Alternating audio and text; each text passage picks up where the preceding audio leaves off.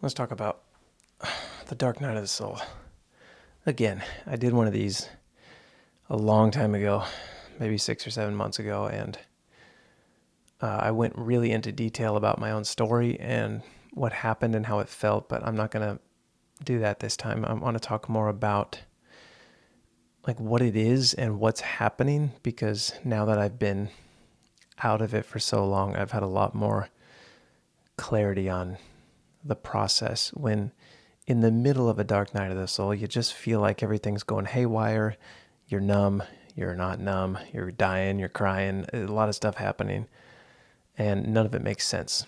And it feels crazy, but it's just a recalibration of everything. But in the middle of it, you don't understand the beauty and the depth and the wisdom of the process itself. You just feel nuts. It's only in hindsight that you can see it, and that's just kind of how life is. So now that I have the beauty of hindsight, I can share for people that are in the middle of it or struggling their way through some of this stuff. I'm not a mental health professional. I'm just somebody who went through some seriously crazy stuff and came out really peaceful on the other side. So it's just my own thoughts, opinions on an experience that I had. So let's get into it.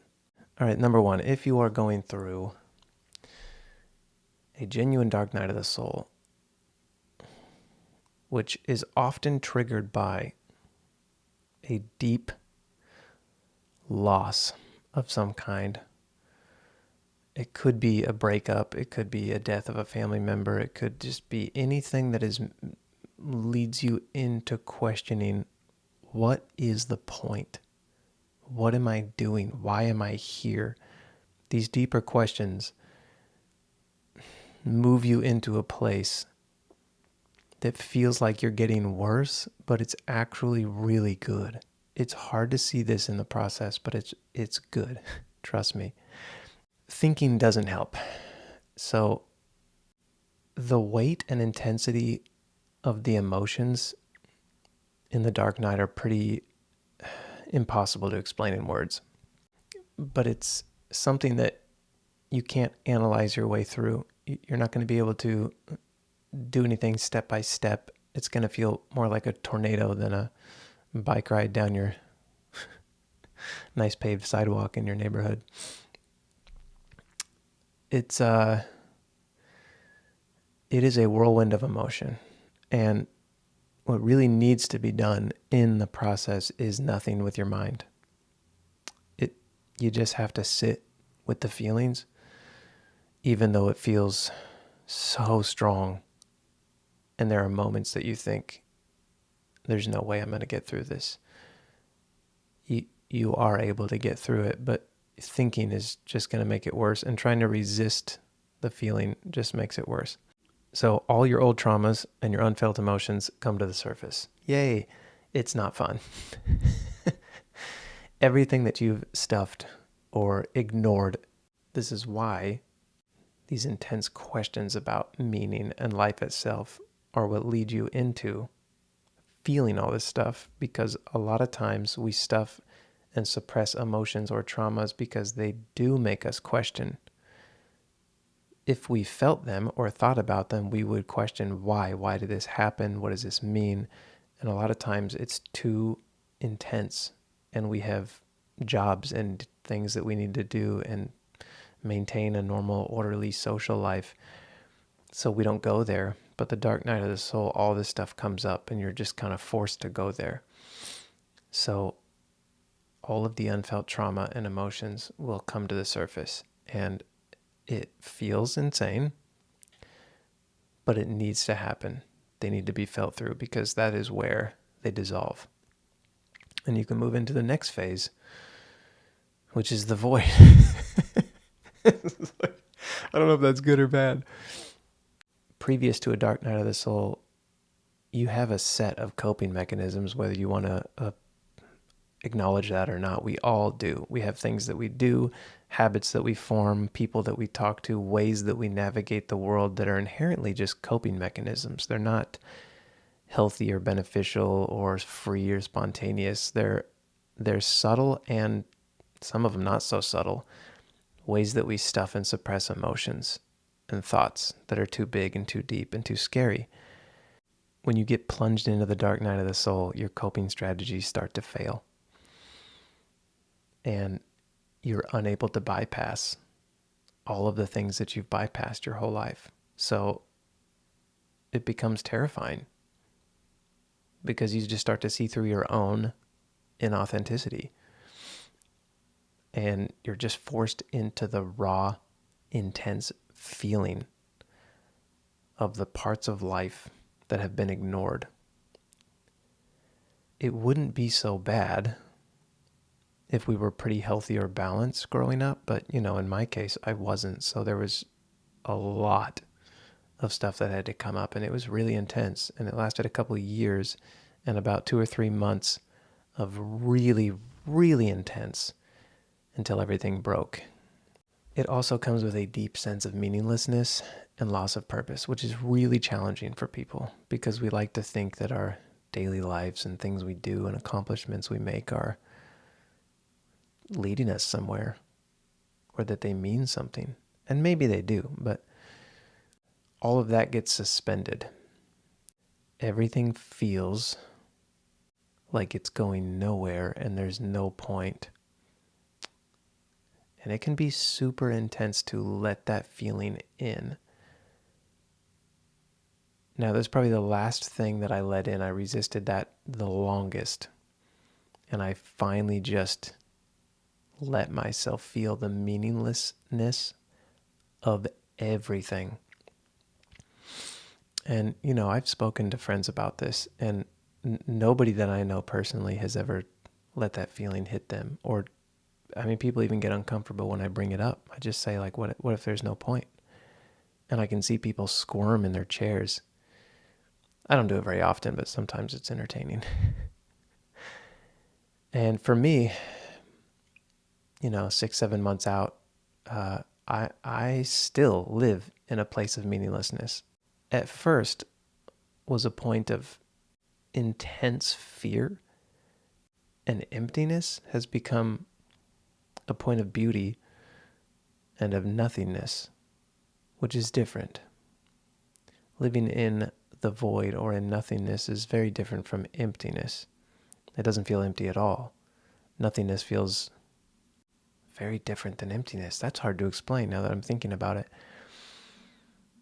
So for some people, the meaning comes back or gets readjusted, or they find new purpose. For me personally, I didn't find purpose or meaning in anything afterwards. It actually stayed. I stayed in that state, but it kind of transmuted itself from empty, scary fear feeling into nothingness, which is peaceful and full in a way that's challenging to express.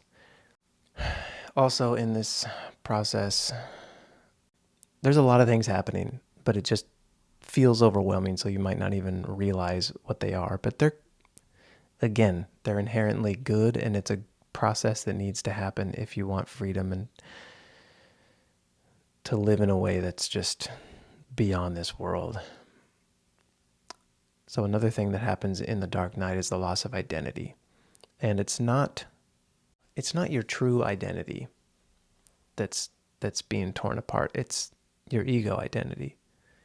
It's the collection of thoughts and memories and all the ways that you exist in the world through the facade and the fake mask of what you created so that other people see you a certain way. And you might not even know that you've done that. But you have. We all do. Everyone does it. You learn, you grow, you build, you feel things that are uncomfortable, you get made fun of, you get laughed at, you adjust, and this just happens our whole life where we start to operate in a way that is fake because it's easier to navigate in society and it feels safer. The dark night of the soul erases that facade, which is absolutely terrifying. And since you are identified with it, it will feel like, in a way, you're actually dying. But what's dying, what's being broken, what's dissolving is just the fake version of you that you've built for so long. It feels like you, but it's not. Now, when that goes, there's a lot less thoughts and less emotions, and you start living from a true place while you're alone and when you're out in front of people. It all becomes the same. You're not two people anymore. You become one. Your fragments get shattered so thoroughly that you become whole again. Another thing, in the dark night, your nervous system just goes it goes haywire. And I don't think there's anything you can do about it. Honestly, some of this stuff you just have to ride out. So you're going to feel anxiety and insomnia and waves of emotion and just all sorts of ups and downs. It can seem like this isn't great, or like you're losing your mind, or like you need help, or you need to go see a doctor. But what I found over time and looking back is it was just my body detoxing the fake old self. I lived in the memories and the trauma and the separate identity for so long that when it started dissolving, all of the emotions that were attached to all of the thoughts and all of the fake ideas and all the things I held as true that were not true, my body had to feel all that when it was dissolving, but it was so much at once, it just felt like I was literally going insane. It was a lot. It was a lot of feeling tension and intensity in my body and my mind going, say a normal day is like 10,000 thoughts. Well, in the dark night of the soul, it felt like 100 million thoughts a day. I mean, it was so amped. There were parts of it that did feel like mania, and maybe were. I don't know the actual definition of that. So often to really get to the other side of this, so during and near the end of the dark night, I had to actually make real changes. A lot of relationships didn't make sense anymore. Old beliefs didn't make sense. For a lot of people, it's going to be jobs or careers that don't align with you anymore. You're going to start seeing through everything that you're doing in your daily life and ways that you're faking or just trudging along half-heartedly. And you're going to have to make real adjustments. Maybe quit your job, maybe get a new job, maybe end some relationships, maybe set up boundaries that you've never had. And real things are going to have to change, or you'll feel it when it happens, because it presses so hard in the dark night of the soul that you can't ignore it anymore. You have to make changes if you're going to survive this thing, is what it feels like. And so that's what happens. You just start making changes. A little bit here, a little bit there. For me, it was 2 or 3 major decisions that felt like I could not make them because either way was going to hurt so bad. And they did. But I had to make them anyway. And that's what eventually ended this. For me, it was just feeling everything come to a conclusion because I finally made a couple decisions that had to be made that I was resisting or putting off because it was so hard.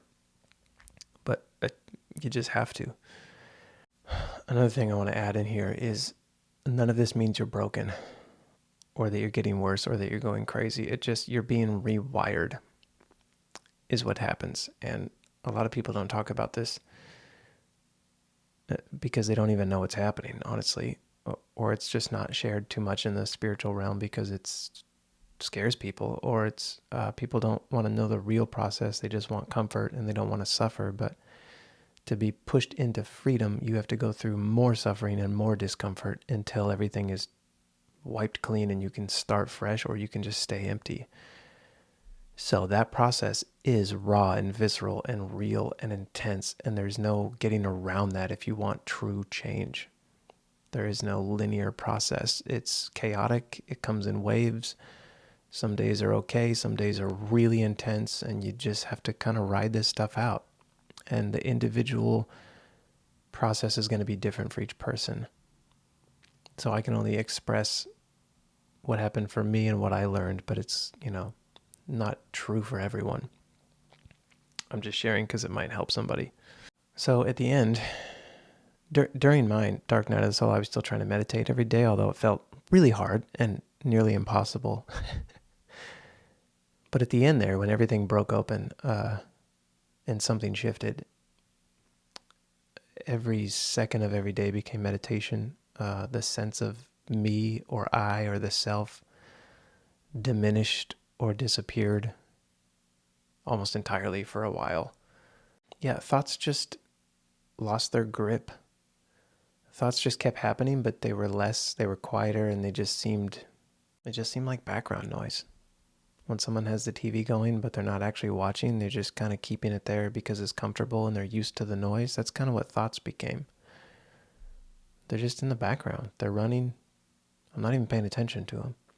Peace became my normal everyday state. I wasn't seeking it anymore. It just was what I was experiencing. And that's continued to this day. Whether I feel sad or angry or any other emotions come up, underneath is peace. And that's hard to explain. I just shared that with a friend, and he said he didn't really understand how I could have peace and be really sad at the same time. But it's what's happening right now. So I don't know how to explain it except to just tell them that's what's happening.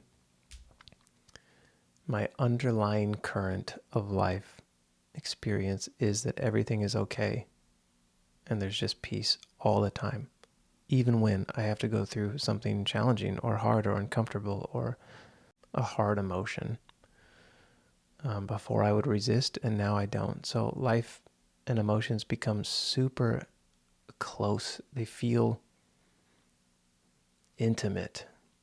Life becomes you, and you become life rather than this resistance and this shadowy mirror you're looking to try to see your reflection. You just see everything more clearly, and you feel everything more deeply. So joy is felt so intensely. Laughter is just awesome now. But sadness, also way more intense. But accepted, I don't even know how. It seemed to just happen on its own. So I guess in essence, it feels like a prison or like you're being punished, but it's not. It's a purification. It's releasing of old energies. And what remains is what you actually are, not what you've thought you were your whole life. So I hope some of that helped. And if you're going through it, I feel your pain and I understand. Feel free to send me an email. And if you just want to rant or be heard, or you have any questions, in hindsight, you'll see the beauty of it all. Nothing about the spiritual process is very easy. Simple, but not easy. And I'm just here to echo again that although it feels like hell, there is heaven on the other side. And thanks for watching.